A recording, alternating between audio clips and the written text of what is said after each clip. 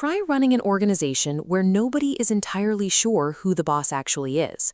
You end up with a tangled mess of overlapping authority that pulls the entire operation to a halt. This usually happens because of a very common mistake: tossing around the titles board member and director as if they mean the exact same thing. But blurring the lines between these two roles creates serious operational confusion. Failing to separate the people overseeing the organization from the people running it invites toxic power struggles and opens the entity to significant legal liability.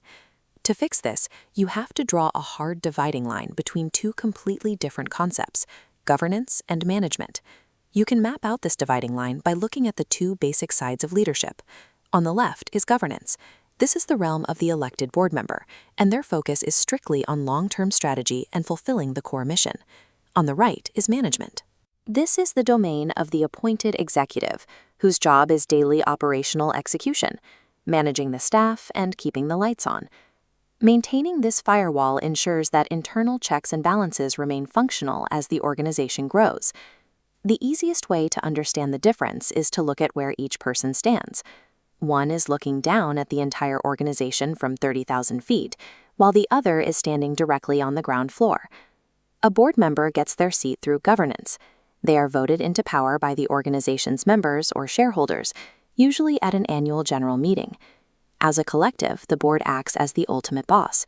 They set the long-term vision and approve annual budgets. But individually, an elected board member has no authority to walk into the office on a Tuesday morning and start bossing the staff around or making operational purchases. An appointed director, on the other hand, isn't voted in by the community. They get their seat through management. They are actively interviewed, hired, and appointed by the board based on their professional qualifications.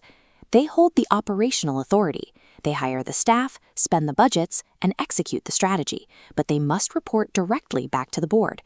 This creates two distinct power dynamics: oversight on the left and operations on the right. Problems start when organizations try to combine them. If an appointed executive is given a voting seat on the elected board, you create an accountability loophole. The board's primary job is to hold the executive accountable. If the executive sits on the board, they are effectively their own boss, voting on their own performance reviews and deciding their own salary. This division also extends to how these leaders are paid. In the nonprofit sector, elected board members are almost always unpaid volunteers.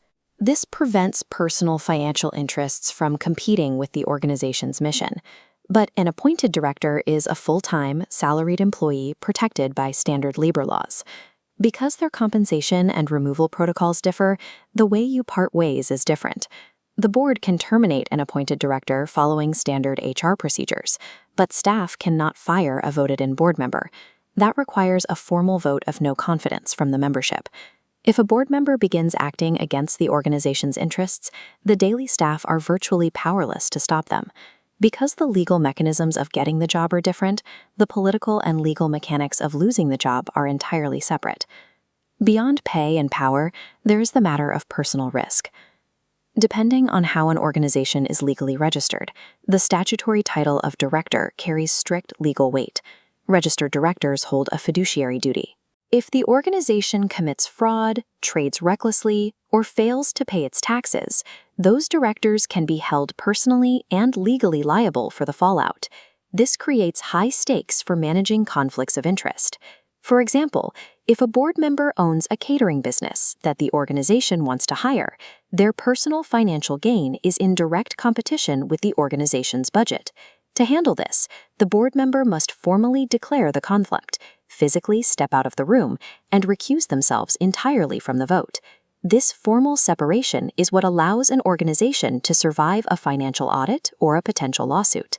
You must know exactly who holds the statutory liability of a director versus who is simply a volunteer on an advisory committee.